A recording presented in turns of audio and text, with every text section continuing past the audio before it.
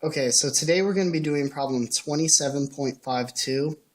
In this problem, we have a parallel capacitor with a proton traveling through it at the speed of 10 to the 6 meters per second. The width of the section that's traveling through is 2 centimeters. Just some things that we're going to need to know. The charge for a proton is 1.6 times 10 to the negative 19th coulombs. The mass of a proton is 1.67 times 10 to the negative 27th kilograms. Sigma is 8.85 times 10 to the negative 12th coulomb squared per Newton meter squared. And the charge density is 10 to the negative 6 coulombs per meter squared. Positive for the proton side, negative for the negative side. So to start this problem off, we need to know the electric field within here. Now, as we know, the electric field equals for one of these parallel capacitors equals the charge density over sigma.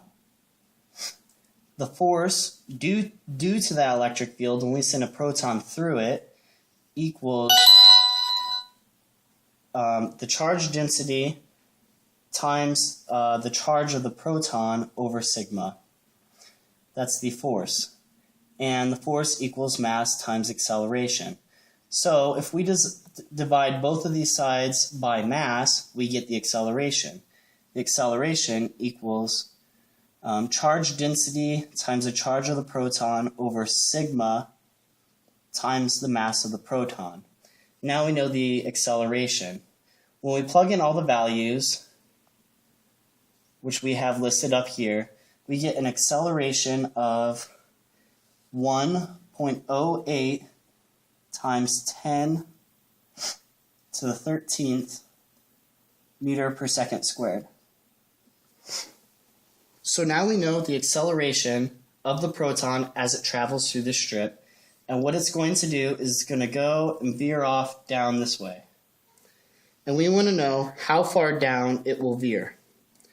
To do that, first we take we want to find out how long it will take for the proton to travel through it.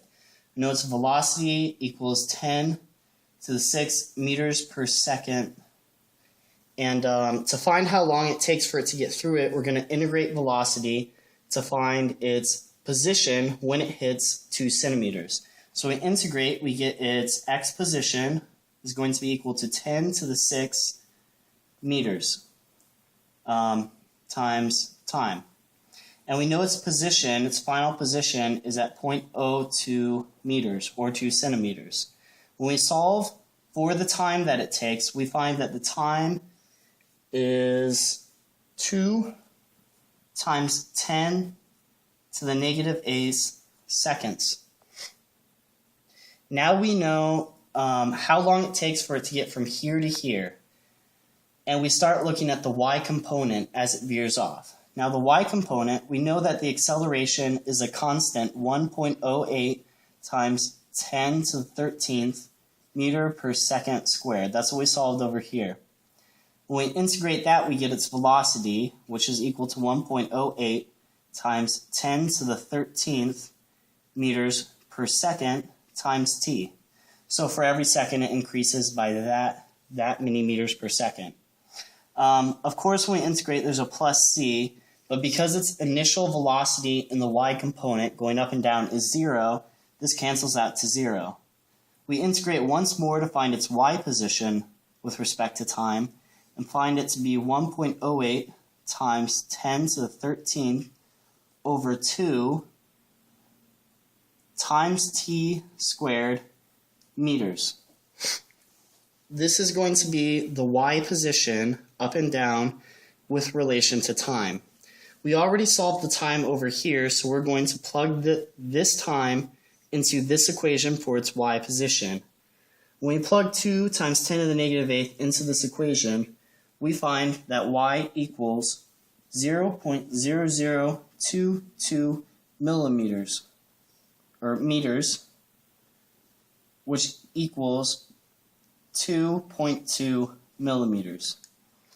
That is the distance that the proton got move downwards in the y direction. And that is the answer to the problem.